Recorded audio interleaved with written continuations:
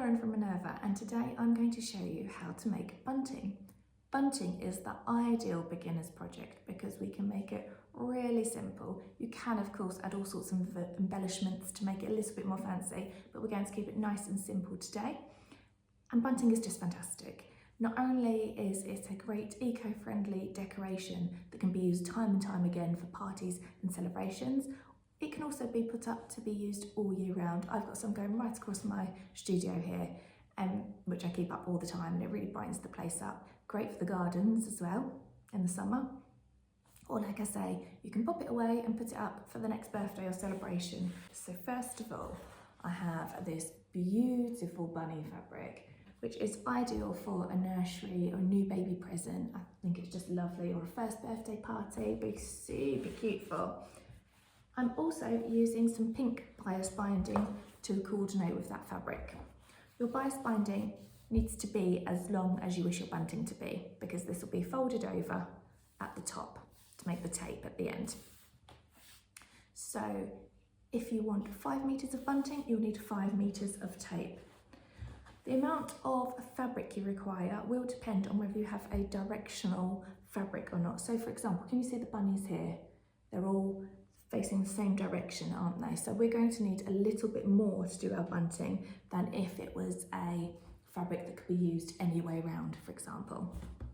So we've got our fabric, we've got our bias binding. You could do traditional triangular bunting, in which case you might need a pencil and a ruler, but today we're actually going to do some semicircle bunting. So I've got a plate here, so you'll need something circular to draw around, and you will need a pencil to draw around with, fabric scissors, and a little bit of card to make a template with.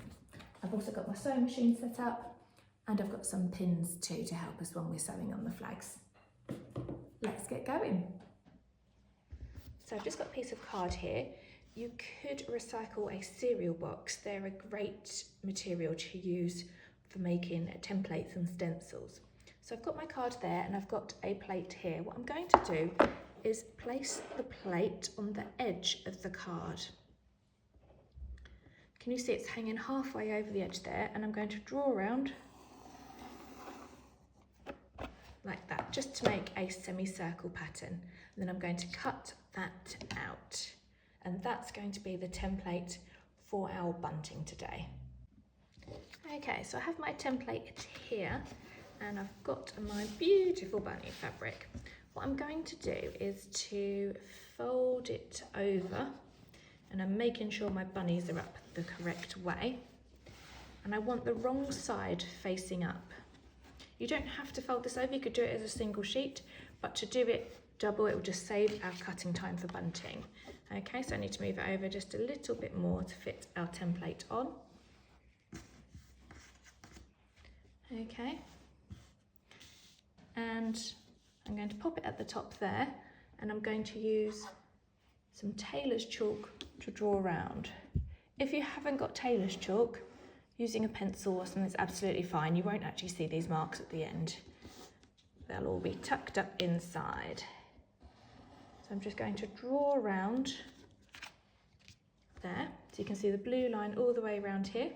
And you can draw as many as you wish to on your fabric, depending on how many flags you want your bunting to have. So this will make one flag because I've got 2 layers there. Okay, so I'm going to draw a few more and then cut them out.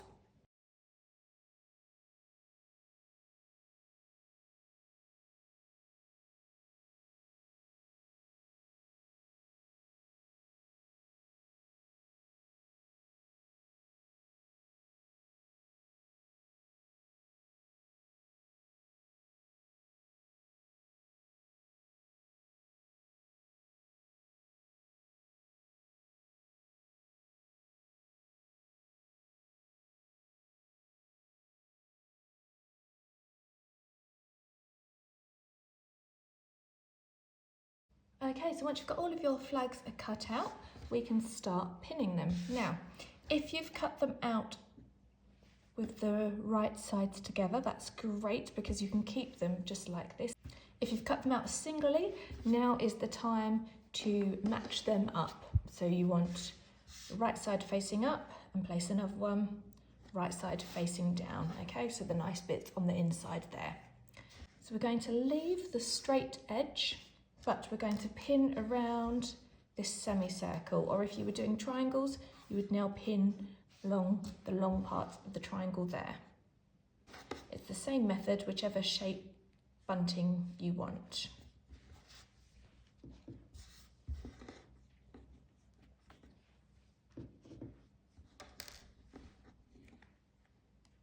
Okay, so we've just got a few pins in there to keep those pieces together while we're sewing them, and we're just going to do the rest too.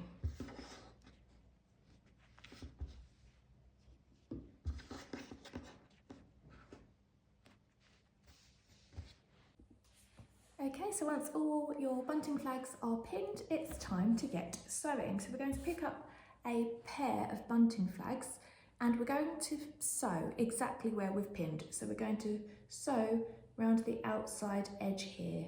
Okay, so let's get going. Okay, so on my sewing machine, I have a 2.5 stitch length set. I've got some pink thread in there, which is already for our bias binding, but I'm also going to use it on our flags too. So there's no strict seam allowance you need for bunting. You can use whichever you feel most comfortable doing. A seam allowance is the distance between where we're actually stitching and the edge of your fabric. So anything below a centimetre really will work out quite nicely. So I'm going to put both layers in there. So I've got my 2 layers of bunting that are pinned together here. And we're going to sew around the semicircle. We don't want to sew along that straight edge because that's where we're going to turn out the flags afterwards. Okay, so we're sewing round the semicircle just how we've pinned it there. And remove the pins as you go. And just turn the fabric slightly. Go as slowly as you need to try and get those beautiful curves on the bunting.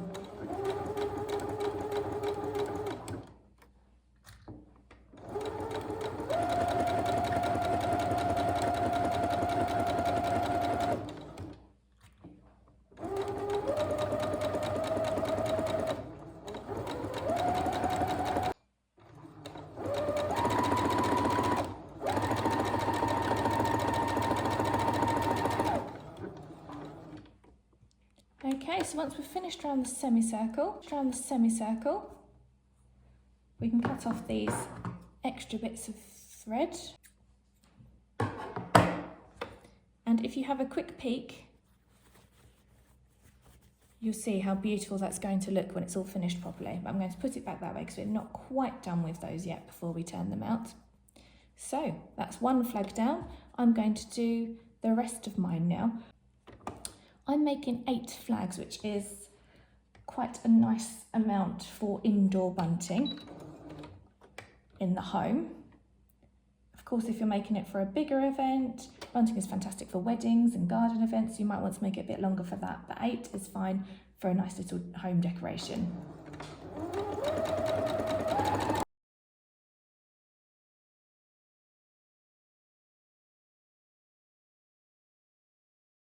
Okay, so once you've finished sewing around the edge of all of your flags, what you can do is to just trim off these extra bits of cotton.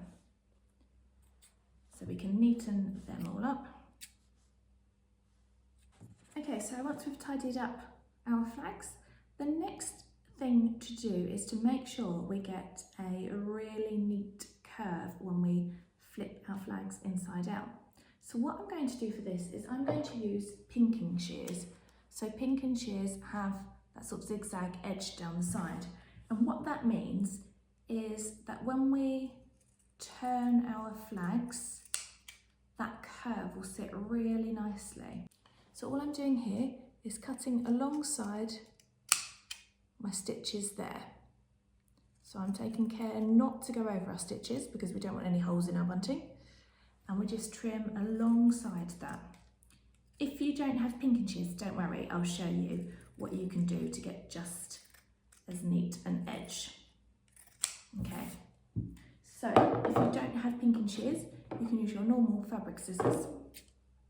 And what I'm going to do is first of all, just trim the seam allowance a little bit so it's not as bulky when we turn them out the correct way. And what you can do is just snip around the edge of your bunting instead. So can you see here, I'm just doing really small snips up to the stitch line, but don't go over the stitch line. Again, we don't want any holes in our bunting. So this is quite tricky to do, particularly if you've made small bunting.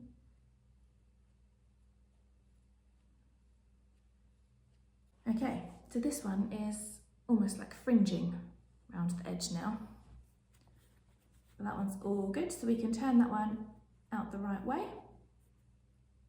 And you should have a lovely semicircle shape for your bunting. And this is the one I did with the pinking shears. Again, I'm going to turn it in the right way. I'm going to push all those edges out, just running my finger along the seam there.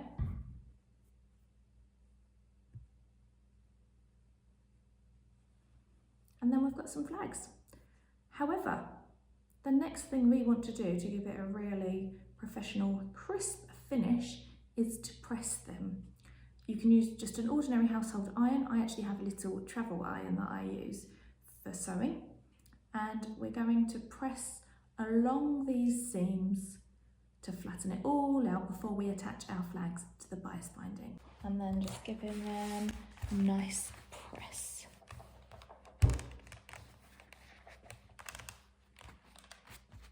Okay.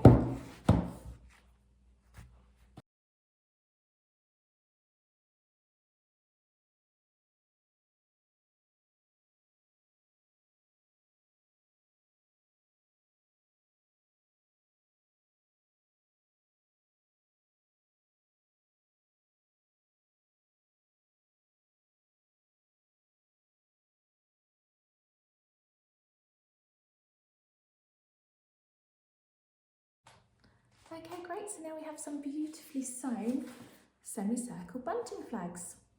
So all that's left to do is to attach them.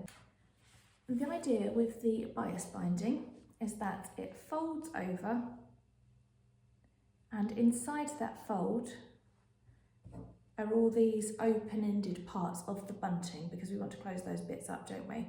So can you see there, I folded it over, and it will look super cute at the end. So let me show you how we're going to do that. Okay, so with our bias binding in front of us, we want to leave between 30 and 60 centimetres to tie our bunting up. So I'm going to scooch along a little bit for our bunting, for our bias here.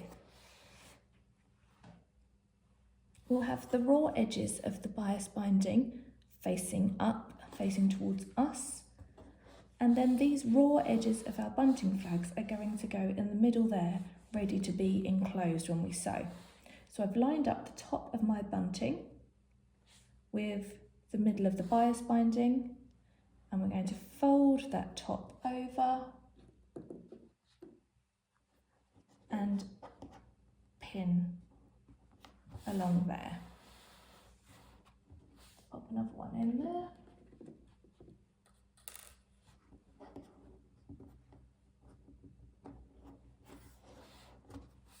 If you want to, you can add in a third pin in the middle bit there, just to keep it really secure while you're sewing, because it can get a little bit fiddly because you've got lots of layers to go through there. Okay, then you need to decide where to put your next flag. You might wish to do them right next to each other, in which case it's pretty easy to line up, you just go straight on. Or you might want to leave a gap. So you might decide to do a hand's width apart. Put your next flag in, fold the top over,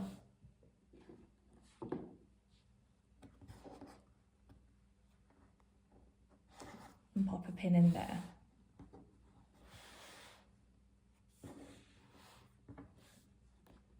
And this bit I find really exciting because you can really see your bunting coming together now, can't you? And see how it's going to look once it's all finished. Okay, so you can see I've got 2 flags pinned on there, and we just keep going. I'm going to do a hand's width apart again and put another flag in there.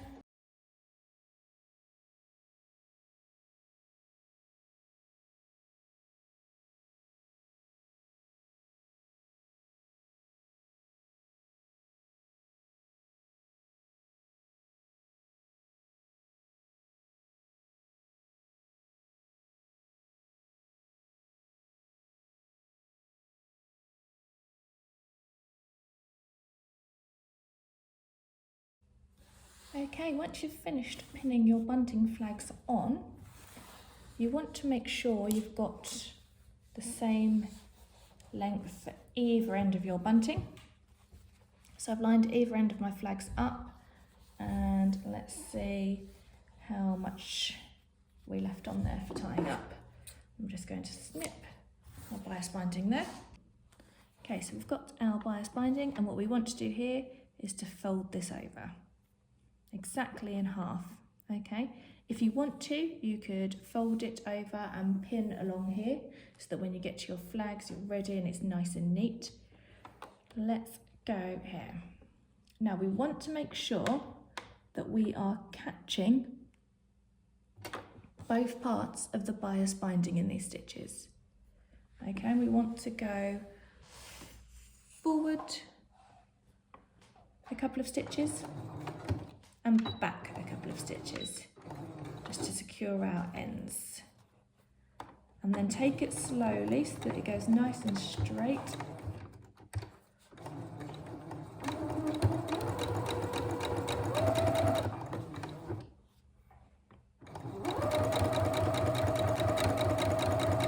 Like I say, if you find this part easier to pin, then absolutely go for it,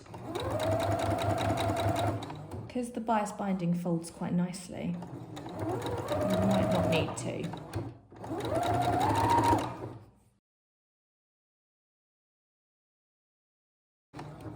Okay, so if you've been sewing your bias binding, eventually you will come to your first flag. Now you may want to take this part slowly, because you're not only going through this top layer of bias binding, you're going through a double layer of flag and the bias binding at the back, and you want to make sure that you're catching all of those layers in your stitches. Try not to sew too close to this edge of the bias binding, because that's when you're likely to lose some of your layers. So let's just go slowly here. Let's take that pin out so we can see what we're doing. And we're going to go over our first flag there. If you want to do a little back stitch at the beginning and end of each flag just for extra security, you can.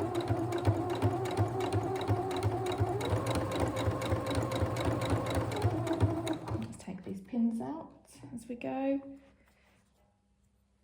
And you can get the next part ready. So I'm going to hold it here, the bias binding. But we're not pulling or pushing the bunting through. We're letting the machine feed it through.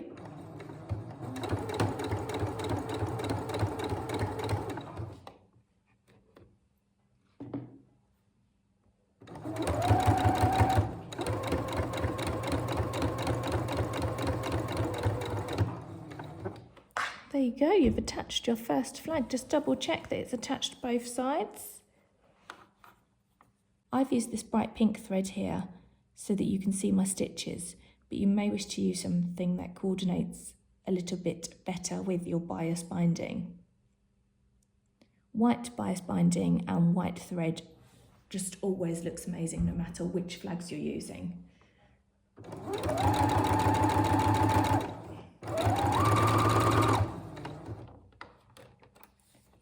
And then just keep going until all your flags are attached.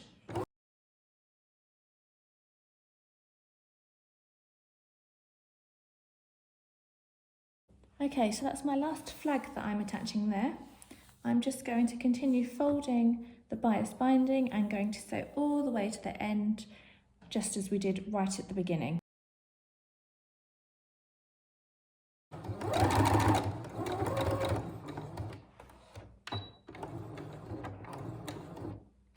And when we get to the end or near the end of the bias binding tape, we're just going to go forwards and backwards to secure our thread. Okay, and the very, very last thing we need to do is to just neaten up these ends. So I'm just going to cut my bias binding at an angle just after I finished sewing, and I'm just going to trim the ends of our thread there. And there we have it, your very own bunting. So all that's left now is to find somewhere pretty to hang it all up. Enjoy.